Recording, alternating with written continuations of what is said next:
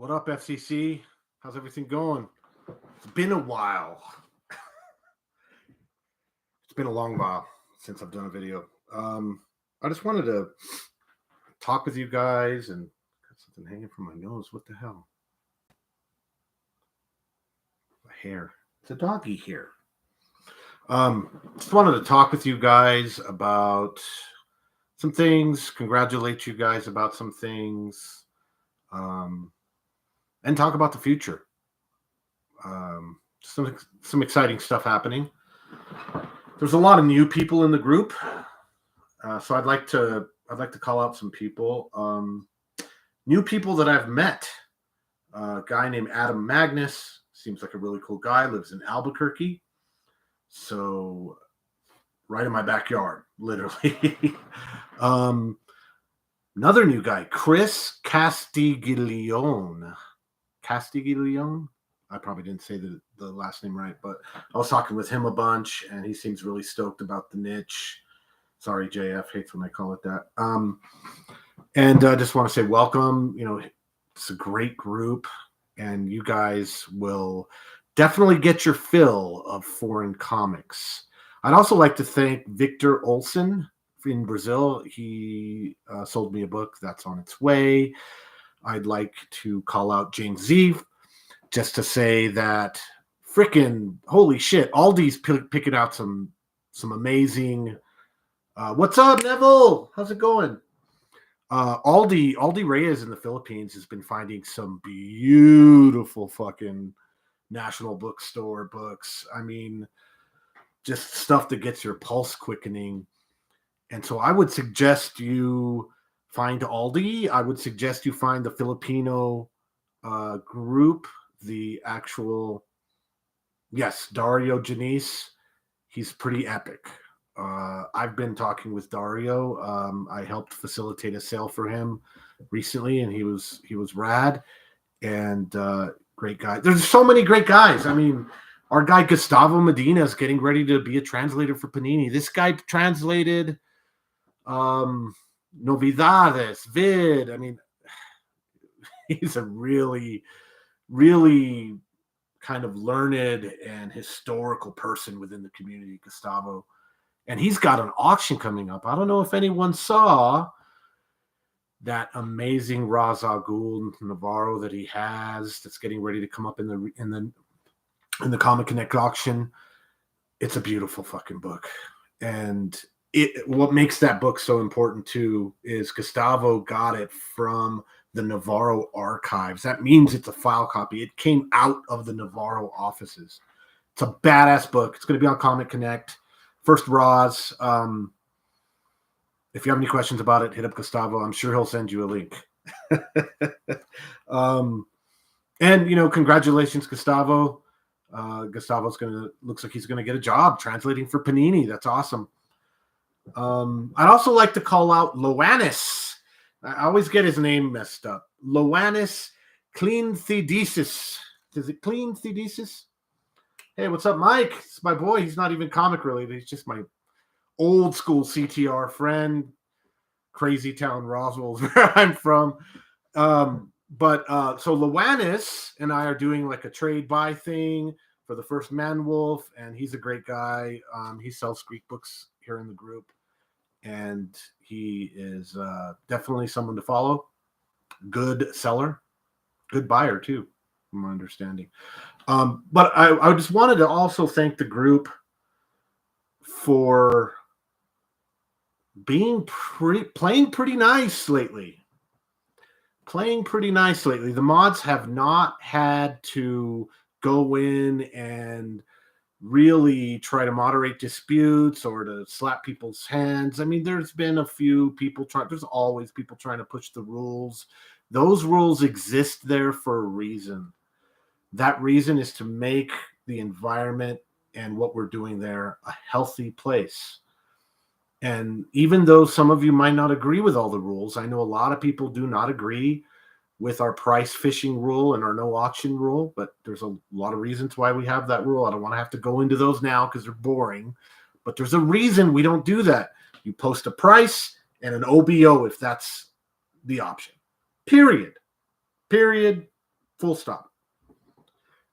But for the most part, I think that most sellers have been following those rules. I think it's mainly newer people that maybe just, I mean, lots of people join groups and don't read the pinned rules. I get it. I fucking get it. Just read the rules. You know, I'm noticing now as I'm watching, yeah, my room's a mess. I haven't had books up on the walls for so long because they get fucking dusty, man. I live in a house where we don't have refrigerated air, so we have a swamp cooler. So it's just a big dust machine, and putting books up on you know in my little things or on there, it literally in like 30 days, the Mylars are completely covered with dust. I don't want to deal with that until I get a better environmental situation or it's a big show and I want to fucking flex. The wall's just empty. It's just not practical. So yeah, I just want to thank the group for playing by the rules and just being pretty awesome. And I want to also call out Hans Hobo Drifter from Germany. Me and him have been talking a lot. He is making some moves behind the scenes. He's making one move. I'm not going to call him out, but it's maybe a bit risky. I don't know. But Hans Hobo Drifter's a cool guy out of Germany. And one of these days, like I tell him all the time, he's going to take me to an underground Gothic club. I'm going to be fucking smashed on Jägermeister. And I'm going to go see some of my favorite German industrial and EDM bands there in Germany. That's what I want to do. One day when I make it to Germany. So yeah, so the group's been doing good behavior. Want to talk about that. Also want to say that if you are in northern New Mexico, God, my hair's a mess. I look like a fucking crazy person. If you're in northern New Mexico or southern Colorado or eastern Arizona or possibly even West Texas, and you want to come to Albuquerque, we're planning a FCC meetup in Albuquerque, probably this fall or probably later this fall. I'm going to do what I can to get some of our Denver peeps to come down. Maybe James Zeef, maybe William Chester. One of those fools needs to come down and hang with us. Maybe I can get Brian Rickard from Phoenix to come. I know Morris Palther has talked about wanting to come. Suleiman, what's up, buddy? Morris is a comic journalist who's gotten into this part of the hobby, building an amazing collection, and I'm really proud of that guy. He's doing great. And Brian, he's an old school OG, and I've spent the last couple of years trying to bug this guy to come visit me here in Santa Fe. I'm like, dude, leave the wife, leave the kids, just come for a weekend. It's Phoenix, you know, it's just a hop, and come hang out, and we'll drink beer and talk comics and just geek out for fucking 3 days or 2 days or whatever. But that meetup hopefully will be happening this fall. I don't really know the time. In my head, I've got this idea. It's going to be late September, maybe early October. I don't know. So that's coming up. Another bit of news. I'd just like to update everyone. Our buddy Klaus Konstrup from Denmark passed away a while ago, not too long ago, but it's starting to extend out. And I had books for him. He had a bunch of books at my comic shop, and we were devastated. And I've got this stack of books that I wanted to like honor him with. And I contacted one of his family members. I contacted Este at my comic shop, and she's the lady that handles the sales. And I can't get anyone from his family to respond back to me. I did talk to his brother for a bit, but now it's like they've gone dark. I called Este. I asked her for he had a decent amount of books there worth a decent amount of money. I thought, maybe they're filthy rich and it's, changed from their fucking couch. But I thought it was decent. And I told him that, Este's aware of the situation. She knows your brother passed away. I basically laid all the ground rules. So all Claus's estate had to do was contact her and give him some information. And they've heard nothing either. So I haven't heard anything. The idea was we were going to do a auction either on eBay or I talked to Este about this, delineating a certain amount of books to donate money to either a fund or a nonprofit organization that Claus was passionate about. But right now we are just in limbo. We don't know where the estate planning part of it is. I haven't heard from the brother. So if anyone that knows Claus or knows his family, have them contact me, because we're still trying to figure out how we're going to handle all that. I guess the other big news is we want to start back up Global Comic Safari. Older school members of the group know Global Comic Safari. Me and John Z and a bunch of the other older school guys, Scott, Robert, Josh, we would do shows. Sometimes they'd be just informational shows. Sometimes they'd just be chill shows. One time we had a show where we just got drunk. And that was fun. We need to do that again. Who wants to join Global Comic Safari for a drunk show? Minimum, let's say 4 or 5 beers in. Heavy IPAs, 4 or 5 heavy IPAs in before you even get on camera, motherfucker. That's what I'm talking about. We got to at least be catching a little buzz. So that is going to be exciting. But yeah, I just wanted to fill in some stuff, see if anyone would pop in. Suleiman, he's one of our Singaporean crew guys, and those guys are doing great. Do you even have to ask Neville? Yeah, we need to figure. The time frame might be kind of weird, because at the normal time when we're getting drunk, it's like fucking breakfast where you're at, dude.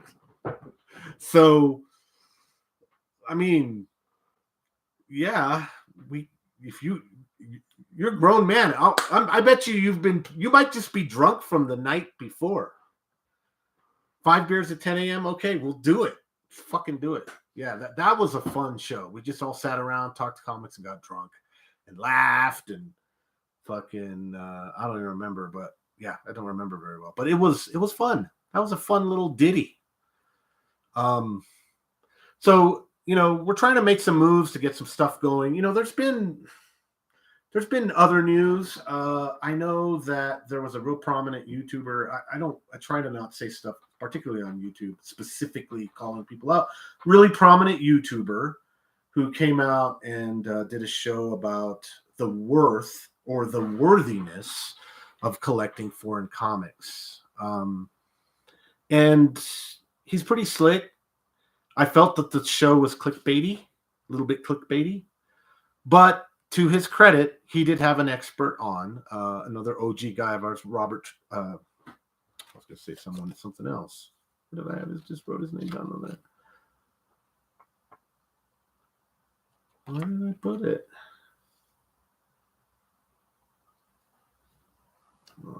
Hold on. I'm drawing a blank. My gummy's kicking in, so that's a problem. When it does that, I tend to get very... I talked to him about Rob Skivens. God damn it. Because he's got so many gnome diggers. It's Rob Skivens, and then it's something else. And it's just... No, not Robert Fordham. Robert Skivens is a dealer out of, I think he was based in St. Nick's or some Spanish island. I think he's in the States now. He'd been working with CGC, so he'd been working with Matt Nelson, doing a lot of kind of contracting and just helping them out with their foreign program. They have some new experts there, but the names of which I don't know. I'm trying to think what Rob Skivens' he's got some other names. I don't remember what his other gnome diggers are, but anyway, he's a great guy. He was on that show. You can find it. You do a little digging, you'll find it. Are foreign comics worth collecting? Foreign comics worth collecting? Some bullshit like that. But I'm not angry. You picking up bitterness? I'm not bitter. Not bitter here. I would love to go on his show and talk these books, because I talk these fucking books all the time, and I haven't done that in a while. And I think that we're running into a kind of a new situation. There's other people making moves in the international comic space for sure. That's definitely happening. And information gets weird. People start talking information in ways where they're like speaking as if they're from the community or speaking in these absolutes. If there's one fucking thing that's the deal with this style of collecting comics is there's no absolutes.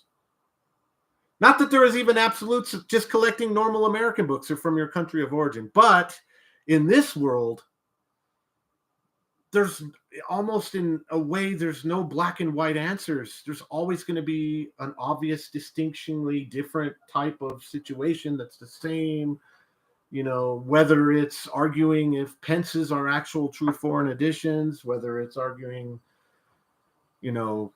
the value of a later print over an earlier print, even if that later print is rare for all kinds of different reasons. The Colombian 129 being a perfect example of a book that was printed later. I think that one was actually printed much later, 80. And the French Canadian was the closest to the American original. But because I think the Colombian is a much bigger monster, I think the Colombian is always going to demand more money. So you have these, well, and then on top of all of that, of course, too, you have what is set building, what is global run building, what is just having cool books, are the books incomplete if they don't have the stickers? Some people think if it came with the book and was attached at the spine, like I'll give you an example, the Italian Corno Adversis, right? They were stapled. But some of those Italian books and some other books, I'm thinking like right off the top of my head, the Brazilian, what was that publisher? Like not Globo. It's a funky little publisher, but they made posters with their first edition, but they weren't stapled in there. They didn't want to ruin them. They were just folded. Some people think that the distinction should be if it's stapled in the spine, that it should be incomplete without it. Some people say, no, that's bullshit. Some people say if it's not stapled and it's not with it, then it's not incomplete. Some people like me, I consider it still incomplete. As often happens when you have collectibles within a hobby that are in a, maybe inhabit a certain kind of dark little niche. There's that word again, JF, another old school guy. It can be a real muddy place. And so if you're looking for black and white, there's not a lot of black and white there. You have to choose your words carefully. I remember early conversations about, I'll bring it up, the Filipino 300 being rare or not. And we had members that did not like our liberal usage of rare. So, because we don't know the conditions on the ground necessarily. Even after years, you still don't know if maybe there is a factor there that you don't know, unless you're on the ground, unless you're a local indigenous collector that knows the market. And you can't say that you've talked to every single one. Maybe there's some honey hole that we don't know about, or for whatever reason. And we thought about it. We started thinking about it. Yeah, rare is kind of almost a too broad word. Let's say buying opportunities are rare. Okay, if the book isn't rare, then the buying opportunity is, right? At least for us. So you constantly see this shifting within the niche of terms and styles and thinking, because it is it's a global bucket of global collecting of comic book creation, and trying to keep track of all of that, it's hard. Come on, motherfuckers, text, or I'm gonna bounce out of here. So I think I talked about everything that I needed to talk about. So yeah, that's about it. Rob Skivens, he really did a good job responding to Homie, and Homie was wanting like concrete answers, and Rob was like, Rob was like, well, you want me to make concrete? That's going to take, there's no concrete. It's all mud a lot of times. Now, yeah, of course, there's certain things that we like to say or like to talk about or think about in certain ways that are pretty concrete with at least the older school guys. So maybe that's what it is. As new people come into it, people are longer, then you start getting kind of shifts of different philosophies and shifts. Ultimately, I think that's a good thing. I do. I think that that's not necessarily bad, but there have been a lot of people out and about talking, and some of the way that it's getting talked about maybe is a little weird. And so I think that FCC needs to come back and start doing some talking, because we've been talking about this stuff. If you go back and look at our old videos, we've been immersed. Like, we're not just diving in the shit. We're at Titanic levels of it for as far as we can get without having to physically go to these countries. There are experts out there that have never set foot in countries, that have just kind of been not only researching it, but also just learning from the collectors there. That's the beauty of the group, really, is that you can get regional experts in, and they can school all of us. And it happens all the time that some new regional expert will pop in and just blow our minds. I've been wanting to get the guy from Aussie Reprints, Jeff Neville. What is his name? Is it Jeff Zambroto? I don't remember exactly, but I think he's hugely influential in the Australian comics scene, and he knows his shit. And there's some other guys in Aussie land that know their shit. And so people come in and they start adjusting. No, not Batista. He's an amazing guy too. No, is it James Zenato? He's the guy that runs. He's the guy. Yeah, he sounds like a wrestler. He's the guy that runs Aussie Reprints, I believe. I could be mistaken. I'm wrong all the time. But that is kind of the beauty of the group, is we're learning new things all the time. It's amalgamous, man. This is a fucking amoeba. This isn't some pill bug. We used to call them roly-polies. They're all armored. They're little. This is an amoeba. It's changing. I've seen it change. I've seen things happen. Did I want to give advice? I don't know. Do people give a shit what I'm saying at 23 minutes in? I've built some pretty big sets. I would say that I guess the best advice I'm going to give right now is that I've noticed what appears to be people losing hope in sets, or trying to build a set out and then bouncing it out, or selling it, or trading right away, or giving up. And sometimes you have to do that, particularly when you're just not turned on with that set and you want to move on to another, or you have a big book that you're chasing. But the weird part about that is, as you cannibalize your progress sometimes with that,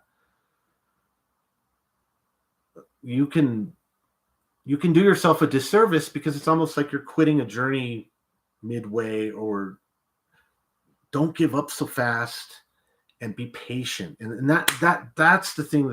I've seen this time and time before, because of the nature of the beast in this style of comic book collecting. You might not have a buying opportunity without a lot of hard work or a lot of damn time. And so people get impatient. I mean, that vid, McFarlane Bats 423.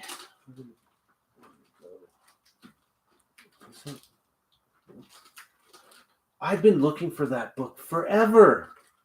A long ass time. And I thought it was in there. What the fuck? This is really a horrible show. Yeah, you don't want to see that. But anyway, you can have multiple sets building slowly, as time goes on. And if you get bored with one, go on to another. I do that all the dang fucking time. I get bored, I go on to another. I play around in this set for a while, then I move on to another. I'm not necessarily trading, selling, or sometimes you'll take a set and you'll put it on ice. You'll just throw it on ice and says, you know what? Shit, my G.I. Joe 1 set. That's been on ice for years. Not selling it. I'm just not getting to it. So that's some advice. I haven't been on camera in a long time. I'm rusty, and like I said, my gummy's kicking in. But anyway, hit me up. Everyone has questions. Thanks, everyone, for being decent in the group for the most part. We've had a few people push the rules, but everyone's great. This is a really kind of just welcoming and warm group. And you're always seeing stuff that sometimes you've never seen before. And how often can you say that in the hobby? It's the reason, one of the main reasons I think everyone's here. It's because international editions are like, it's like your world was this big and now it's this big.